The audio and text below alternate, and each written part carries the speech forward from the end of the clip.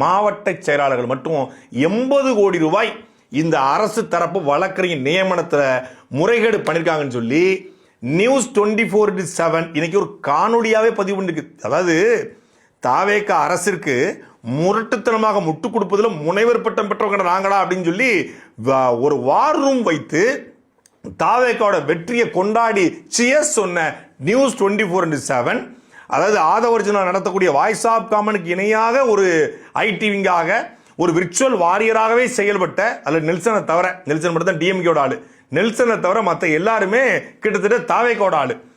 தாவேக்க ஜெயிச்சனைக்கு குத்தாட்டம் போட்டாங்க. அந்த அளவுக்கு தாவேக்காக வேலை பார்த்த நியூஸ் 24/7 80 கோடி ரூபாய் மாவட்ட செயலாளர்களுடைய இது முகம் சிவந்த விஜய் அப்படின்னு சொல்லி முதலமைச்சர் இருக்காங்க. எங்க முகத்தை சிவஞ்சிருப்பாரு? முகம் சிவந்தா மொத்த மாவட்ட செயலும் தூக்கி எறிஞ்சிருக்கணும்ல. அதாவது ஊழல்னா ஊழல்னு சொல்லணும். மாவட்ட செயலாளர் வசூல் வாங்கிட்டாங்களாம், முதலமைச்சர் கோச்சிட்டாங்களாம். இதே மற்ற ஆட்சியாக இருந்தால் நம்ம என்ன சொல்லியிருப்போம்? தலைமைக்கு பங்கு போனது எவ்வளவு, கோபாலபுரத்துக்கு போனது எவ்வளவு அப்படின்னு கேட்குறோம்ல. அது போயிருக்கு, எதோ விஷயம். அதே போல் இங்கே தலைமைக்கு எவ்வளவு போச்சு, மாவட்ட செயலர் வாங்கி அவரே வச்சுக்கிட்டாரா இல்லை அமைச்சர் கொடுத்தாரா, அமைச்சர் பனையூர்லையும் பாலவாக்கத்தையும் கொண்டு போய் கொடுத்தாரா அப்படிங்கிற கேள்வி இருக்குல்ல. தலைமைக்கு தெரியாமல் ஒரு மாவட்ட செயலர் வாங்குறாரு அப்படின்னா அந்த மாவட்ட செயலர் தலைமை தூக்கணும்ல. இல்லை மாவட்ட செயலர் வாங்கினதை பற்றி தலைமை கண்டுக்காமல் இருக்குன்னா தலைமையும் மாவட்ட செயலர் வாங்கி கொடுத்துருக்காரா அப்படிங்கிற கேள்வி எழுதல.